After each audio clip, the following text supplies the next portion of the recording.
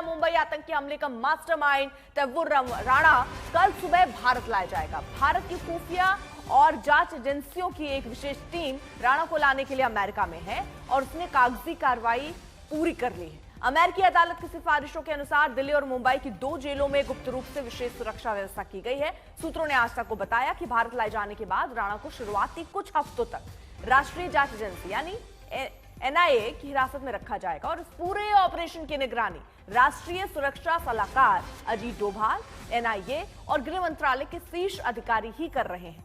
राणा पाकिस्तानी मूल का कैनेडियाई नागरिक है और कुख्यात आतंकी संगठन लश्कर-ए-तैयबा का सक्रिय सदस्य रहा है। उसने अपने सहयोगी और बचपन के साथी पाकिस्तानी अमेरिकी डेविड कोलमैन हिडली उर्फ दाऊद गिलानी के भारत आने का पूरा इंतजाम किया था।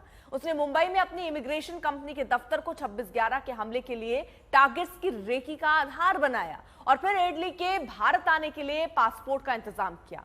हिडली ने ही भारत में उन ठिकानों की पहचान की थी जहां नवंबर 2008 में लश्कर और पाकिस्तानी खुफिया एजेंसी आईएसआई की मदद से हमले किए गए। आईएसआई के एक मेजर इकबाल का नाम बार बार इसमें सामने आया है। राणा को शिकंजे में लेने के लिए भारत ने जून 2020 में ही बड़ा कदम उठाया था। अमेरिका से राणा को गिरफ्तार करने का औपचारिक अनुरोध किया जिससे उसके प्रत्यर्पण का जो रास्ता है वो साफ हो। इस साल फरवरी में ट्रंप ने यह कहा कि राणा को भारत के हवाले किया जाएगा। राणा का प्रत्यर्पण भारत के लिए एक बड़ी कूटनीतिक और कानूनी जीत माना जा रहा है। मोदी सरकार ने इसके लिए 2019 से लगातार प्रयास किए। जांच एजेंसियों के अनुसार राणा ने न केवल इन हमलों की योजना में भूमिका निभाई बल्कि वो खुद 11 से 21 नवंबर 2008 के बीच दुबई के रास्ते मुंबई आया था। यानी हमले 5 दिन पहले तक वो पवई के होटल में रुका था। हमले से जुड़ा सारा इंतजाम उसने किया था। ठीक 5 दिन बाद 26 नवंबर को हमला हुआ जिसमें 166 लोग मारे गए थे। 6 अमेरिकी नागरिक भी उसमें शामिल थे।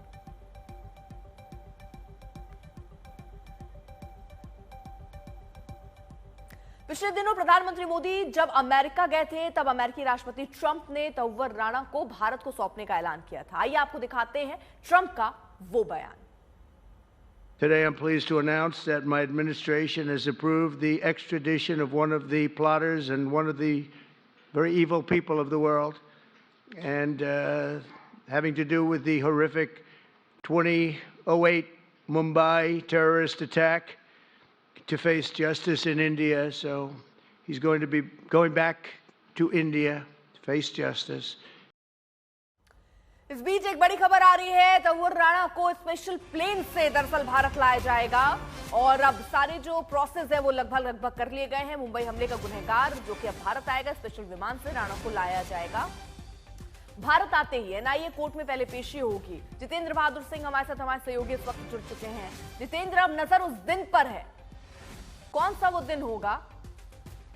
कल, क्या देर शाम या सुबह, कब वो आ सकता है? और देखिए, जिस तरीके से एनआईए सूत्रों से जानकारी मिल रही है कि 1 या 2 दिन में जो है तैमूर राणा भारत की धरती पर होगा। जिस तरीके से भारतीय सुरक्षा एजेंसियां लगातार इस ऑपरेशन को अंजाम देने में जुटी हुई हैं, जब तैमूर राणा को जो अमेरिकी कोर्ट है वहां से उसको बड़ा झटका लगा, उसके बाद से ही ये पूरा प्रोसेस शुरू कर दिया गया अर्पिता। और उसके बाद जिस तरीके से ये जानकारी मिल रही है कि पूरा डॉक्यूमेंटेशन किया जा रहा है उसको एक्स्ट्राडाइट करने के लिए, भारत लाने के लिए, और ये पूरी प्रक्रिया खत्म हो गई है। वहां से ऐसी जानकारी मिल रही है कि वो चल चुका है, इस तरीके की जानकारी मिल रही। तो ऐसे में भारतीय जो जांच एजेंसी एनआईए है वो इसमें पूरा एक बड़ा रोल स्थापित कर रही है, क्योंकि जानकारी ये मिल रही है कि सबसे पहले वो एनआईए की कस्टडी में यहां पर आएगा। उसके बाद उसको जो डेजिग्नेटेड एनआईए कोर्ट है उसमें पेश किया जाएगा और वहां से एनआईए जो है उसको रिमांड पर लेगी और बड़ी पूछताछ करेगी। ये भी जानकारी मिली है सूत्रों के हवाले से कि एनआईए की जो टीम यहां से गई है उसमें 2 आईजी स्तर के अधिकारी हैं। इसके साथ ही आईबी और गृह मंत्रालय के भी अधिकारी इस टीम में शामिल हैं। तो ये पूरा बड़ा ऑपरेशन उसको लाने के लिए किया जा रहा है। विशेष विमान से भारत लाया जा रहा है, इस तरीके की जानकारी मिल रही है। तैमूर राणा की कॉन्स्पिरेसी के बारे में अर्पिता अगर बात करें तो उसने पूरी तरीके से मुंबई में ट्रेवल एजेंसी खोली और उसके लिए बाकायदे उसने प्लेटफॉर्म तैयार किया कि आतंकवादियों को यहां पर आकर के उनको रास्ता बताना। और डेविड कोल्डमैन हेडली जो है उसको पूरी तरीके से उसने अपने पास रखा। और यहां पर डेविड कोल्डमैन हेडली जब अलग अलग स्थानों की रेकी कर रहा था तो उसकी पूरी तरीके से मदद जो है वो तहूर राणा की तरफ से किया जा रहा था। तो एनआईए के पास जब तहूर राणा यहां पर पहुंचेगा, उसकी कस्टडी ली जाएगी और उससे पूछताछ की जाएगी तो तमाम खुलासे होंगे। इसके साथ ही ये भी जानकारी मिल रही है कि आईएसआई के साथ उसके बड़े लिंक थे। आईएसआई किस तरीके से लश्कर तैयबा के आतंकवादियों को भारत में उसने समुद्र के रास्ते भेजा, उसकी जानकारी तहूर राणा के पास थी। और उसमें कौन कौन से अधिकारी, इसके साथ ही आर्मी जो पाकिस्तान की है उसका किस तरीके का रोल रहा है, इसकी भी जानकारी तहूर राणा के पास मौजूद है।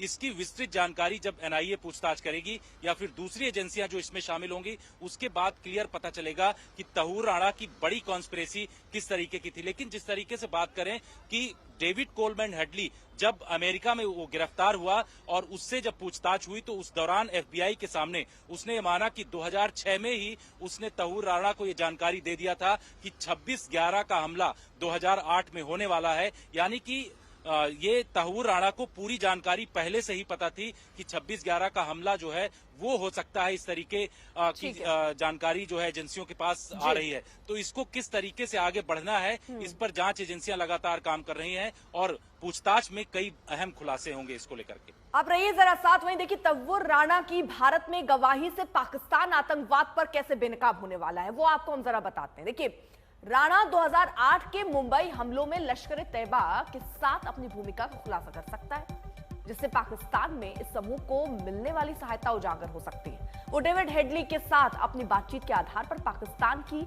आईएसआई और आतंकी समूहों के बीच संभावित संपर्क जो थे उनकी जानकारी दे सकता है, जिससे ये पता चल सकता है कि पाकिस्तान में आतंक को कितने बड़े पैमाने पर समर्थन मिलता है।